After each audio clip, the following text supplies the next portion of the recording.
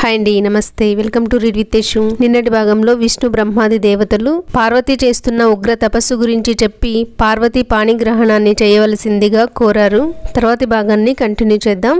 భక్తవత్సలుడైన శంకరుడు దేవకార్యాన్ని సిద్ధింపచేయాలని సంకల్పించి సప్తర్షులను స్మరించాడు.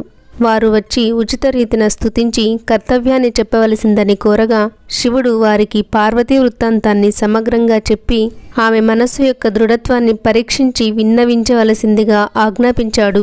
మునులు శీఘ్రంగా గౌరీ శిఖరానికి చేరుకొని ఆమె తపోనిష్టకు విస్మితులై స్తుతించి ఏ పరమార్థాన్ని ఆశించి ఇంతటి ఉగ్రతపస్సుకు పూనుకున్నావని ప్రశ్నించారు. దానికామె బ్రాహ్మణ వేషధారులైన సప్తర్షులకు ఇలా సమాధానమిచ్చింది. ఓ బ్రాహ్మణోత్తములారా, మీరు పరిహాసం చేయకుండా వింటే చెబుతాను. నా మనస్సు నీటిపై మహాప్రాసాదాన్ని నిర్మింపగోరుతున్నది. రెక్కలు లేని నా మనస్సు అనే పక్షి హఠాత్తుగా ఆకాశంలో విహరిస్తున్నది. నా మనస్సు నా వశంలో లేదు. అసంభవమైన కర్మలను ఆపేక్షిస్తూ ఉన్నది. రుద్రుణ్ణి భర్తగా పొందాలనే కోరికతో దేవర్షి అయిన నారద వచనానుసారంగా ఈ తపస్సు చేస్తున్నాను.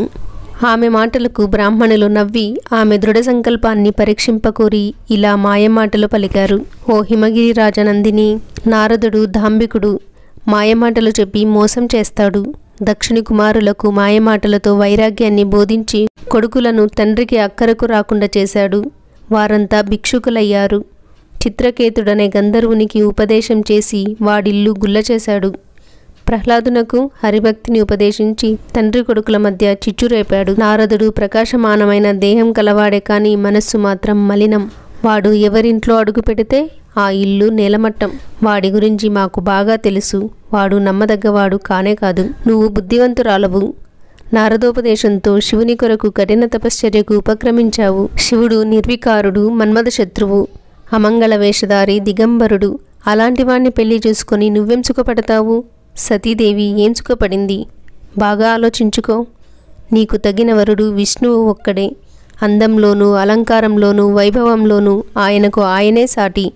ఆయన నీకు సర్వసుఖాలను సమకూర్చగలడు. దగ్గరుండి ఆ వివాహాన్ని మేం జరిపిస్తాం. బాగా ఆలోచించుకొని చెప్పు. కపట బ్రాహ్మణుల మాటలకు పార్వతి నవ్వుకొని ఇలా అంది. ఓ బ్రాహ్మణులారా, దేవర్షి అయిన నారదుని వచనమే నాకు హితకరం. గురువుల వచనమందు ఎవరికి సత్యబుద్ధి ఉంటుందో వారు ఇహపరాలలో సుఖిస్తారు. ఈ తపస్సు నాకు సుఖాన్నిస్తుందో శూన్యాన్ని మిగులుస్తుందో నాకేదైనా సంతోషమే. శివుడు గుణహీనుడు, నిజమే. విష్ణువు అలంకార ప్రియుడు, అది నిజమే. దానికి గల కారణం వినండి. పరబ్రహ్మ యొక్క సగుణ రూపం శివుడు. ఆయన మాయాతీతుడు, అవధూత స్వరూపుడు. మాయావేషం లేని వారికి అలంకారాదులందు ప్రీతి ఉండదు. ఏ గుణములు ఉండవు. రాతి మీద పద్మం వికసించవచ్చు, నా వ్రతాన్ని మాత్రం వదలను. అలా పలికి పార్వతి మౌనాన్ని వహించగా మహర్షులు ఆమెకు జయము కలుగుగాక అని ఉత్తమ ఆశీర్వచనాలను పలికి శివలోకానికి వెళ్ళి ఆ వృత్తాంతాన్ని నివేదించి తదుపరి తమ లోకానికి చేరుకున్నారు. మునుల వచనాలను విని శంకరుడు పార్వతిని తానే స్వయంగా పరీక్షింపకోరి కర్రను గొడుగును పట్టుకొని వృద్ధ బ్రహ్మచారి వేషంలో మార్గస్థుని వలె పార్వతి ముందు సాక్షాత్కరించాడు. పార్వతి ఆయనను పూజించి, ఓ వేదమూర్తి, మీరెవరు? నా వల్ల నెరవేరవలసిన కార్యాలయమైనా ఉన్నాయా? దయతో చెప్పండి అని కోరగా ఆయన ఇలా అన్నాడు. ఓ భద్రే, నేను అన్ని చోట్ల సంచరిస్తూ ఉండే వృద్ధ బ్రహ్మచారిని. తపస్సు నా ప్రధాన వృత్తి. నువ్వెవరో ముందు చెప్పు. నువ్వు వయసులో ఉన్న సుందరాంగివి. నీ సౌందర్యం ఈ వనానికి బంగారు నీరు పోసినట్లుగా ఉంది. భర్త తోడు లేకుండా ఈ తపశ్చర్యకు ఎందుకు పూనుకున్నావు?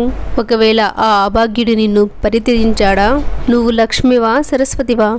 నీ పుట్టుకచే ఏ తల్లిదండ్రుల జన్మ సార్థకమైంది చెప్పు. బ్రాహ్మణుని మాటలకు సమాధానంగా పార్వతిచే ఆజ్ఞాపితురాలైన ఇష్టసఖి ఇలా అంది.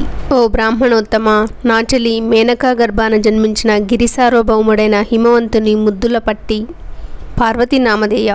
పూర్వజన్మలో దక్షపుత్రి అయిన సతీదేవిగా జన్మించి తండ్రిచే అవమానితురాలై దేహాన్ని త్యజించి ఈ జన్మలో కూడా శంకరునే పతిగా వరించి తపస్సు చేస్తోంది. శంకరుడు లభించాడు కానీ విధి విలాసంచే కామదహనం చేసి ఈమెను విడిచి కైలాసానికి వెళ్ళిపోయాడు. అప్పటి నుండి ఇలా తీవ్ర తపశ్చర్యలో మునిగి ఉంది. ఇంతవరకు శివుడు లభించలేదు. మా చెలి కోరిక శీఘ్రంగా నెరవేరే ఉపాయాన్ని మీరేమైనా చెప్పగలరా?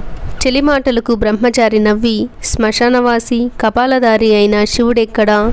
కుసుమ కోమలి సుందరాంగి అయిన ఈ పార్వతి అతన్ని వరించడం ఎక్కడా? నీ మాటలలో నాకు పరిహాసం తోస్తున్నది. నాకు నమ్మకం కలగాలంటే నువ్వు చెప్పిన మాటలను మీ దేవి తన నోటితోనే పలుకుగాక అని పార్వతీ నోట మధుర వాక్కులను వినాలనే కుతూహలంతో అన్నాడు. బ్రహ్మచారి అన్న ఈ మాటలకు పార్వతీదేవి ఎలా స్పందిస్తుందన్నది రేపటి భాగంలో చదువుకుందామండి. సర్వం ఉమామహేశ్వర పాదార్పణం.